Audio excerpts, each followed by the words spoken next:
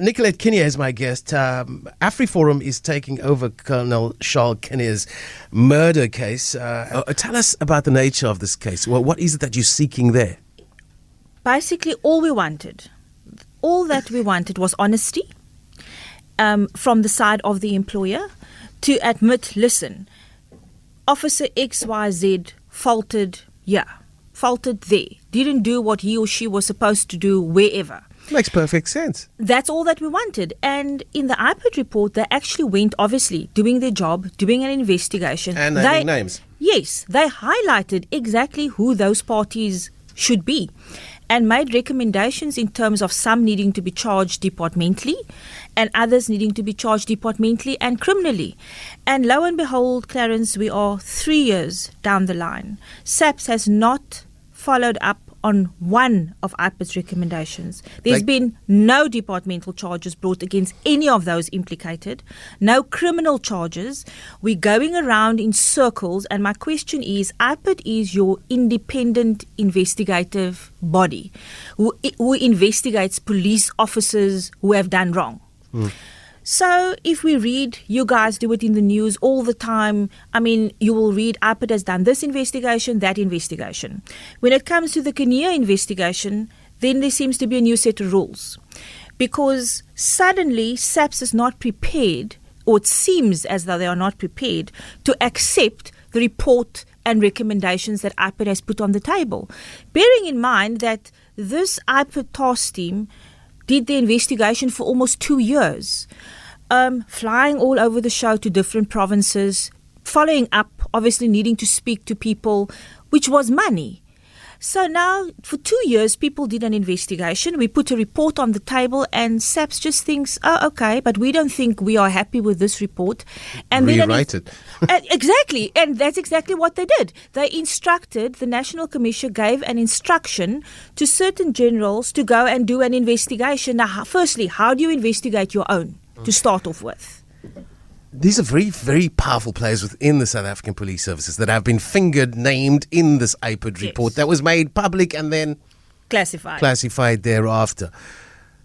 I want to know from you what you're feeling. Is it just about super incompetence, which we know the state is capable of, or is it more than this? Is it the possibility of high-ranking police officers that are working in collusion with the underworld?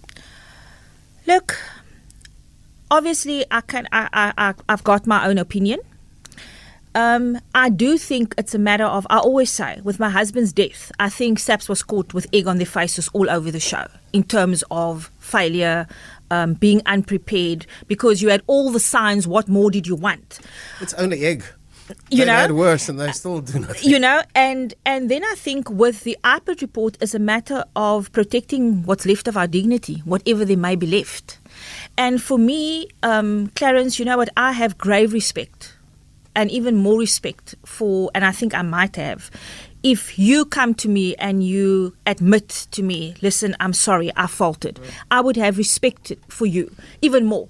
And I mean, that I said when the minister visited us on the 19th, that Saturday morning, the day after, the first words he came and he said to me that he cannot give me answers because he needs to have an investigation done. He doesn't know why the withdrawal of the guarding. And I turned around and I actually told him, I shook his hand and I told him, Minister, I've got respect for you for that.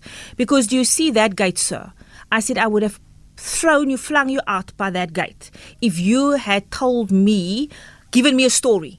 Because I said the last thing my kids and I need, it's more lies. Yeah. Because he couldn't have known. He's got, yes, he's the minister, but hence why he's got 9 provincial commissioners. They need to keep him up to date.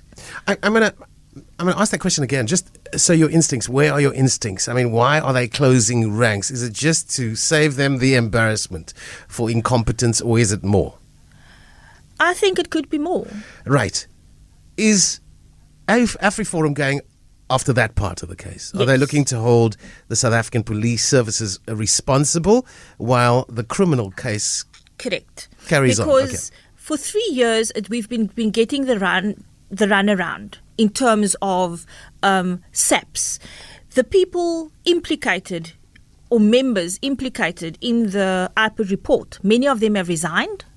Some of them have retired. And we're now stuck with the dilemma that, okay, those guys have now graciously resigned, got their pensions and everything. All of them named are gone? Most of them. Okay. Most of them.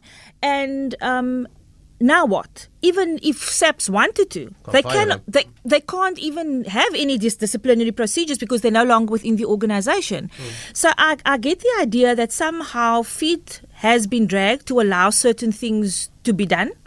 And I'll challenge them to prove me wrong, because how come for 3 years reports were done, it was there, and it just seems as though we're going around because there's no new facts. If IPID can't hold the police service accountable, how can AfriForum? That's my question. The problem that we have, Clarence, and is that IPID reports to Minister Cele as well. So how do you report to your suspect's boss, firstly? Because that's basically what it boils down to.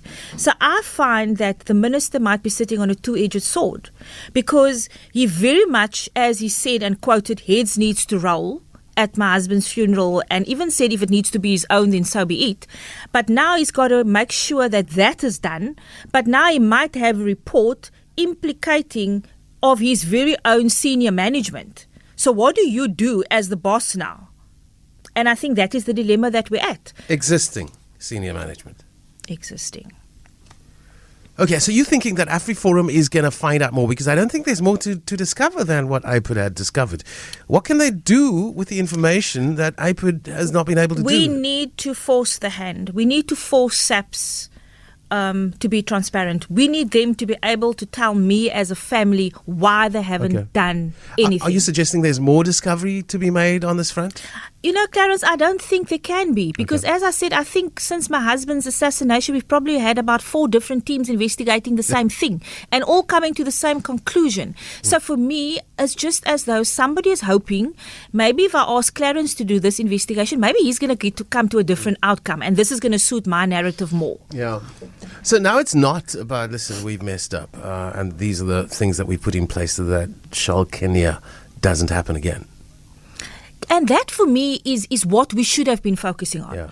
We should have been focusing on, there's nothing we can do about the Charl Kinnear incident, but we can make sure it does not happen again. To another police person. And that, for me, is where our focus should be. Yeah. And that's absolutely still what you want. Absolutely still what I want. Okay. Because as much as I would wish this was a movie, and I could say take 2 and things play out differently, it's not. But my husband was not the only police officer investigating the kind of caliber dockets that he had, or investigations. There are many others out there. And I also know that those guys are going through, and families are going through the same processes. Some of them have left SAPS because they asked for protection and it wasn't done. And they would tell me straight, Mrs. K, I cannot see my family or my wife go through what you went through with the loss of your husband. So we are losing capable experience as well.